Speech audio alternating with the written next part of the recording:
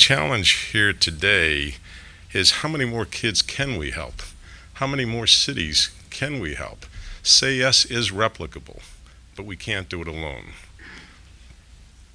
Secretary of Education Duncan came to Syracuse a few years ago, and he said publicly in print, the answer to urban education is what's happening in Syracuse would Say Yes to education, which is a great endorsement. How can we replicate what we're doing in these two cities and to many other cities? How can we get philanthropy, government, and the private sector to work together to not only help our cities, help our schools, but most importantly, to help our children? Syracuse is very, very holistic. Syracuse Say Yes is very holistic. We're working across the city, not only in Syracuse, but also as Buffalo as well. And we're obviously very proud of our high school graduation rates, but also as our kids are in college and our college graduation rates. But our goal is not about scholarships alone. It's also to provide social, health, and academic support.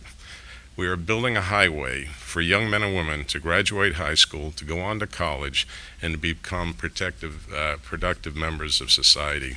If I'm a little off this morning, I have an eye infection and my eyes, tearing up on me here a little bit, so I'm an emotional guy anyways, and I think it's just embellishing it. So maybe I shouldn't have said that. Maybe people would react to the emotion. A little bit about my background. My dad came over to this country from Nazi Austria in late '39. He graduated #1 in his class from the University of Vienna with a PhD in chemistry, could not get a job because he was Jewish. And my father was not the great communicator in the world. Some of you may know I'm a pretty good athlete. My father could not take a tennis ball any shot at hitting that far wall over there.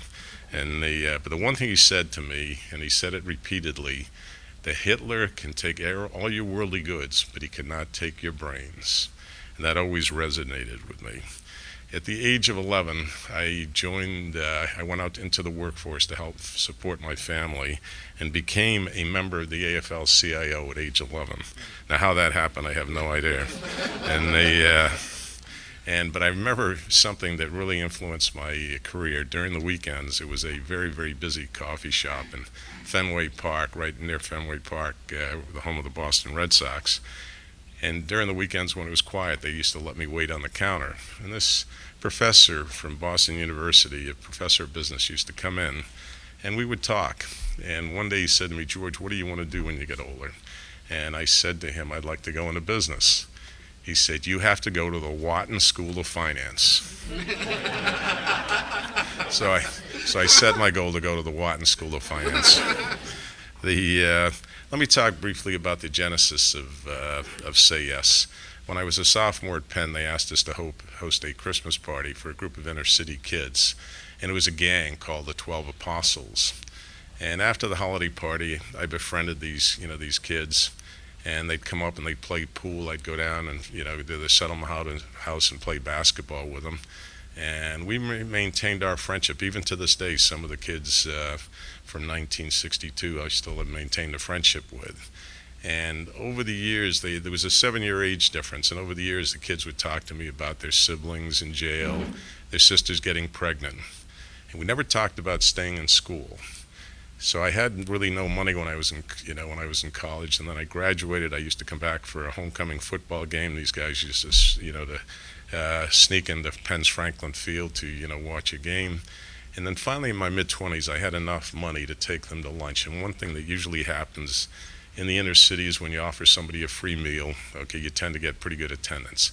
So all these 12 kids, showed up, and they're all talking about it, and they all graduated high school.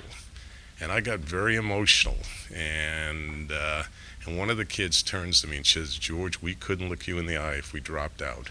And at that moment, I made a silent pact with God. If He ever gave me the financial wherewithal to make a difference, I would do something, and it would be about education. And that is the genesis.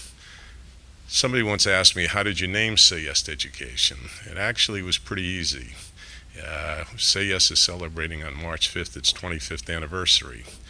And it was interesting, and it really was very simple. An epiphany The Nancy Reagan was saying no to drugs, so we said say yes to education. We have, before we embarked on this great undertaking that Marianne Schmidt-Carey has led to take on these two cities. We had programs and still have a program in Philly, Cambridge, Hartford, and we have a wonderful program, in Harlem as we speak. Just to hit you with some stats about the past, in our last three programs where the kids have gone through the high school program and the college programs, slightly over 80% of our kids in those three programs graduated high school. Now, everybody in this room knows that the real numbers in the worst part of inner cities, that 25 to 28% of entering freshmen graduate high school. And the lesson we learned, and what we've learned, and what really is helpful in Syracuse, is Say Yes is about hope. If you give these kids something, to set their goals on, and hope is a huge, part of the reason, and the things that we learned by starting kids in some of these cities and younger. The other piece of data in those same three programs, roughly 50% of these kids went on to get a 2 or 4 year degree. Once again, statistically, huge. Say Yes has sent kids to over 150 institutions of higher learning. Let me give you some stats. Some of them just got scooped on this video, so we'll have to, work on my prepared remarks. But in there we talked about, the high school graduation rates, which actually I think were closer to 7%. So the increase, since we came to Syracuse, the high school graduation rates have increased 7%. We saw Chief Fowler, who's attributed the decline in crime in Syracuse to Say Yes, same reason, because the kids have hope. And one piece of data that stands out in the crime statistics, since Say Yes started, juvenile crime in Syracuse has dropped 50%.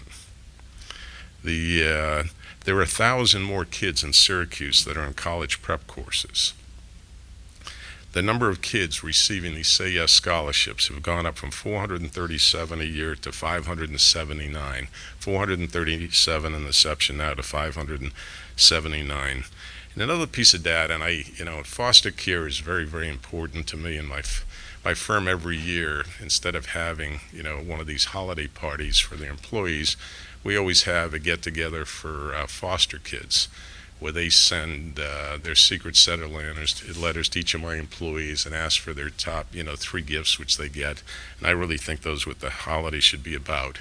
And there is a there is a statistic in Syracuse from 2011. Once again, I don't know how to compare it to, but with Onondaga County and the Huntington Family Center as great partners, there were only 3 placements in foster care, in 2011. And once again, I don't know what to compare it to, but that is a staggering number.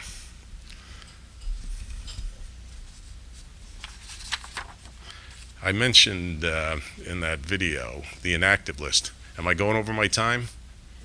3 more minutes. Okay, the hook is coming. The inactive list, the kids, transferring out of the city, incarcerated, or just, dropped out.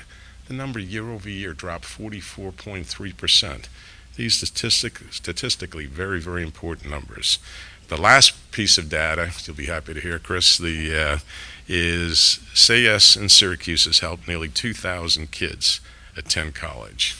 And I'll conclude my remarks, other than thanking everybody for taking their time out of their busy schedules, and we did warm up New York City to make it, a little bit easier for some people to attend, is I invite you all to, to visit, Buffalo and Syracuse to see the wondrous things that are happening in these great cities. And I want to leave you with one thought: we have just begun. Thank you.